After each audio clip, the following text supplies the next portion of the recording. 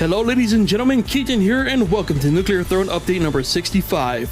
For those of you who do not know, this is the one time a week where we here at Tengu Drop take a look at the latest Nuclear Throne update, grab that changelog, put it into video format for your viewing pleasure, and show you as much as possible. With that said, before we head into update number 65, let's quickly recap what happened in update number 64. Update number 64 introduced the extremely powerful heavy auto crossbow to the game. Big Bandit began multiplying the more the player looped, and the shell weapons got a behavioral change. Visual tweaks / additions were made alongside the usual fixes, changes, and balance tweaks. And that was it for update number 64, so let's check out update number 65. Players can now expect to be greeted by the new logo introduced in update number 64 in-game, in all its brightly glowing greenness. Vlambeer cite that this is the first step on the road to the new and improved interfaces. This week, Vlambeer are also giving bullet weapons some love with a brand new heavy weapon of their very own, the Heavy Assault Rifle. It may behave much like the normal assault rifle, firing a few bullets per shot, but the Heavy Assault Rifle differs by firing much larger bullets, so powerful they tear through enemies like they're wet paper bags. Assuming bandits aren't already covered in wet paper bags. Let it be known that Vlambeer care about all types of Nuclear Throne players, including those who found clicking their desired mutations was just a little too much work.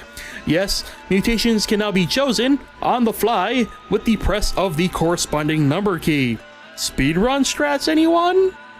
And finally, players who managed to make it to the big dog fight after looping are in for a treat, as everyone's favorite mutated multi-headed junkyard dog has received a loop buff guaranteed to make for a new challenge. While at first it may seem that the big dog fight is all but the same, players should be mindful of those pesky rockets Big Dog sends out every once in a while, because they are now capable of firing their very own bullets.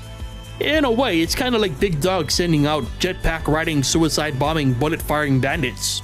Well, it's certainly a much less frightening concept than rockets that can also shoot at people.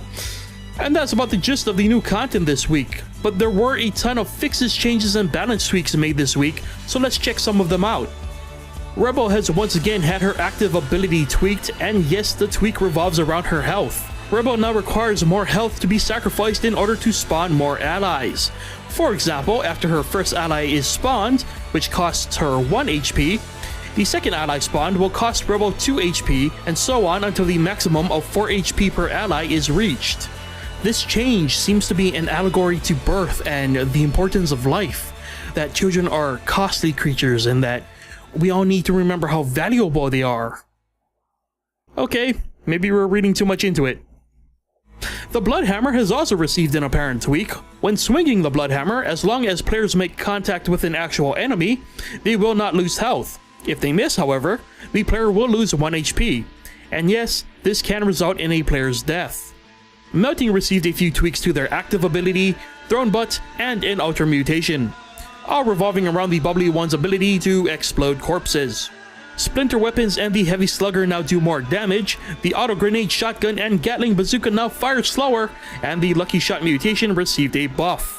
Fixes this week include Big Dog no longer being awake at the start, the awkward Sharp Teeth bug that created invincible enemies, and collisions spawning, and a few other environmental issues were resolved. And finally, it's with deep regret that we have to report Fish's infinite water boost thrown butt bug has been fixed. We hope you'll understand as we take a moment to mourn this tragic loss. And that's a brief look at the fixes and changes for the week. We skipped over a ton of specific changes made, so as always, if you would like to read the full changelog for yourself, a link can be found in the description below. Now let's check out what the community has been up to. Steam user Solid has issued the Hateful Lead Wraps challenge, requiring players to completely disregard Rebel and start with an Ultra weapon. So this challenge will require players to get crafty with their save files. If playing with an impure save file is up your alley, be sure to check out the link in the description below, listed under Community Link Dump, for all the info regarding this sacrilegious challenge. And that's it for update number 65. With Vlambeer back in the swing of things, we can likely expect updates to return to their normal release schedule, which is a plus for most things in the game. Infinite water boost being the exception, of course. The change to Rebel is interesting, but most definitely makes Rebel even less attractive of a character to play, considering how easy it is to lose HP in a matter of seconds.